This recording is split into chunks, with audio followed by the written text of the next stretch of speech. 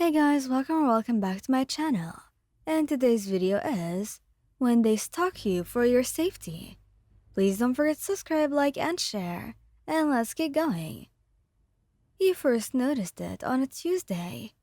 The prickling sensation at the back of your neck as you left the convenience store.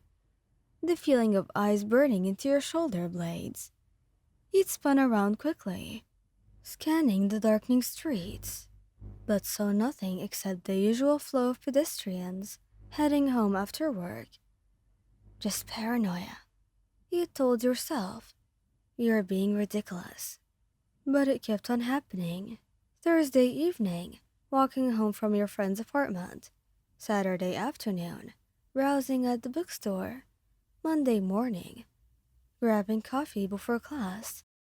Always that same sensation, like invisible threads connecting you to something just out of sight. You hadn't told Kirishima or Bakugo yet. They were both pro-heroes, busy with patrols and villain attacks. The last thing they needed was to worry about you. Besides, you had no proof, no shadowy figure, no threatening notes, nothing concrete, just a feeling, and feelings could be wrong. It was Wednesday when you finally caught them. You'd left the grocery store, bags in hand, taking your usual route through the quieter residential streets. The sun was setting, painting everything in shades of orange and gold. And there, in your vision, a flash of red hair ducking behind the car. Your heart hammered against your ribs. This was it. This was real. You kept walking, forcing yourself to maintain a normal pace, even as your pulse raised. At the next corner, you made a sudden turn down an alley you never used, then immediately pressed yourself against the wall and waited. Heavy footsteps, getting closer. You held your breath. A figure rounded the corner, and you grabbed the nearest thing, a discarded broom, raising it like a weapon as you shouted, "I know you've been following me." "What the? Babe, it's me." The broom clattered to the ground. Ejiro stood there, hands raised, red eyes wide with surprise. He was in civilian clothes, a hoodie, and jeans, but there was no mistaking the distinctive red hair, or those sharp teeth showing in his startled expression. "Ejiro?" You stared at him, confusion replacing fear. "What are you doing here?" I was just..." He rubbed the back of his neck, a guilty flush creeping across his cheeks. "I was making sure you got home safe." "Making sure You blinked. "You've been following me." "Not following," he protested weakly. "More like providing discreet security." "For how long?" "Define how long." "Kirishima." He winced. "You only used his family name when you were seriously upset." "Maybe a few weeks." Your mouth fell open. "A few weeks? I thought I had a stalker. I've been terrified." I'm so sorry, baby. I didn't mean to scare you." He stepped closer, hands still raised pleadingly. "I just wanted to make sure you were safe.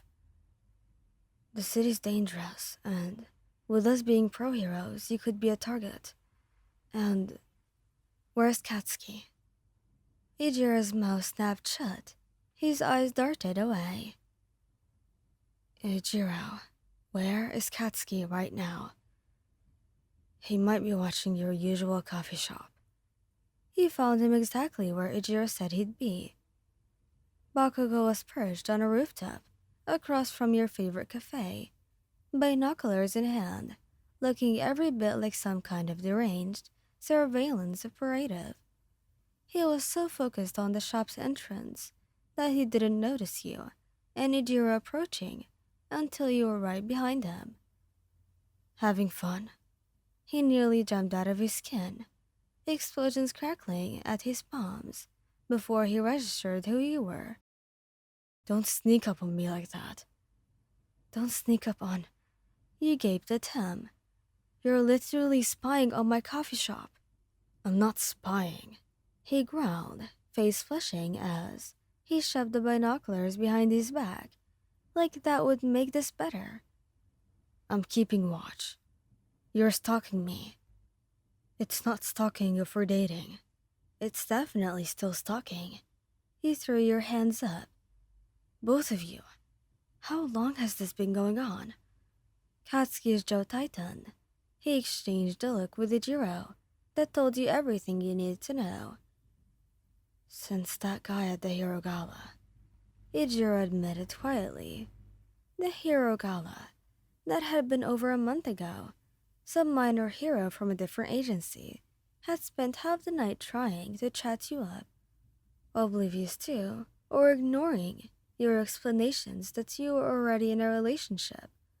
He'd been persistent, asking for your number, suggesting drinks, standing just a little too close. Katsuki had nearly blown him through a wall, and Ijiro had to physically restrain him while you extracted yourself from the conversation. That guy was just annoying. He wasn't dangerous. He wouldn't leave you alone. You told him 3 times, and he kept pushing. And we started thinking about all the other guys who might do the same thing, or worse. And so you decided to follow me everywhere, to protect you. Katsuki snapped. I'll handle it if something happens to me. And if I can't, I'll call for help. But you can't follow me everywhere for the rest of our lives. That's not a relationship. That's a cage. Ijiro flinched at the word. We never wanted you to feel trapped. Then you need to stop this. Both of you. You turned to include Ijiro in your serious gaze. No more following me. No more discreet security. If you're that worried, we can talk about it. Maybe I can take some self-defense classes, or you can teach me some awareness techniques, or we can set up better check-in times. But this has to stop. There was a long silence. Traffic, distant conversations, the hum of life continuing below. Finally, Katsuki spoke, voice barely above a growl. Fine. Katsuki, I said fine. No more following you around. Happy? Are you actually agreeing, or are you just saying that? His eyes snapped to yours. I'm agreeing for real. He turned to Ijiro, who nodded. Me too, I promise. No more stalking. And, you added firmly, you both probably want to talk to someone about this. A therapist, maybe. I'm not going to go to therapy, because I want to keep my partner safe. Katsuki snarled. Yes, you are. Because wanting to keep me safe is normal. Following me around for weeks and watching me from rooftops is not. They're right, Katsuki. We took it a bit too far. Way too far. You agreed. I was actually scared. Do you understand that? I was afraid because of you two. We messed up, Ijiro said quietly. Really badly. Katsuki said nothing. Instead, he stared at the rooftop, jaw clenched so tight you could see the muscle jumping. You sighed and moved between them, taking one of each of their hands. I love you both, so much, but love doesn't mean possession. Protection doesn't mean control. We need to work on this together, okay? Okay. Now, let's go home, and you can start by deleting whatever tracking apps you definitely have on my phone. How did you? I'm not stupid, Katsuki. Behind you, Ijiro coughed to hide what might have been a laugh. Katsuki shot him a glare, but followed as you led them both home. There would be more conversations, you know. Therapy sessions, probably. Boundaries to establish and rebuild. Trust to repair. But that was okay. Even when your boyfriends turned out to be jealous, possessive, slightly creepy stalkers who needed to learn some healthier coping mechanisms. you loved them anyway. But you were definitely checking your phone for tracking apps the second you got home. Thank you guys for listening. I hope you liked this video. Please don't forget to subscribe, like, and share. And goodbye!